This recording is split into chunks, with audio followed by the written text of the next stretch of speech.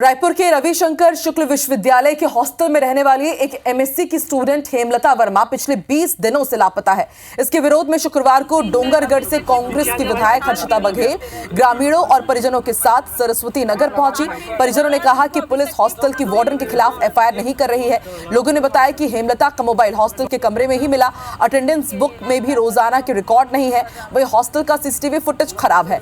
विधायक हर्षिता बघेल ने भी थाना प्रभारी पर एफआईआर नहीं लिखने का आरोप लगाया है। मामले की जांच के लिए विश्वविद्यालय ने एक समिति का गठन किया है। सीएसपी अमन झा ने कहा कि गुमशुदगी का मामला दर्ज किया गया है।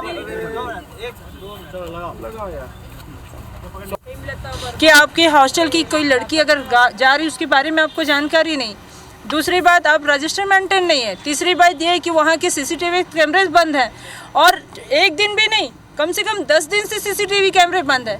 उसके बाद भी आप एक सवाल का एक जवाब नहीं, अलग अलग जवाब दे रहे हो। आप कभी कुछ बोल रहे हो, कभी कुछ बोल रहे हो। मांग है कि एफआईआर वो छात्रावास के अधीक्षक और पूरा मैडम मन है 3 जन स्टाफ ओकर ऊपर होना चाहिए और जल्द से जल्द कार्रवाई होना चाहिए, जांच भी होना चाहिए जल्द से जल्द। वो कहाँ है मोर बेटी है ये मोला पता चलना चाहिए। रिपोर्ट आई उस दिन हमने उनका गुम इंसान दर्ज किया।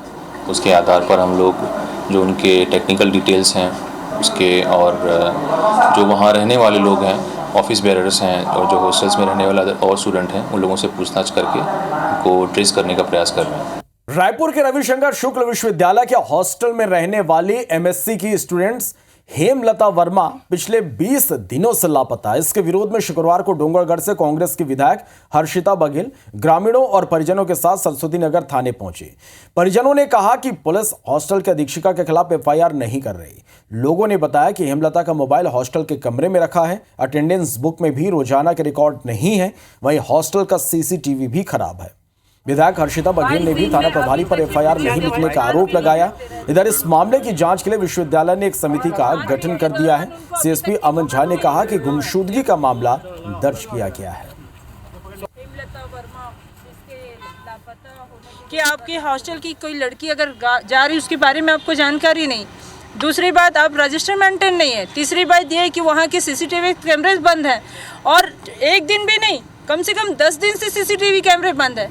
उसके बाद भी आप एक सवाल का एक जवाब नहीं, अलग अलग जवाब दे रहे हो। आप कभी कुछ बोल रहे हो, कभी कुछ बोल रहे हो। मांग है कि एफआईआर वो छात्रावास के अधीक्षक और पूरा मैडम मन है 3 जन स्टाफ ओकर ऊपर होना चाहिए और जल्द से जल्द कार्रवाई होना चाहिए, जांच भी होना चाहिए जल्द से जल्द। वो कहाँ है मोर बेटी है ये मोला पता चलना चाहिए। रिपोर्ट आई उस दिन हमने उनका गुम इंसान दर्ज किया।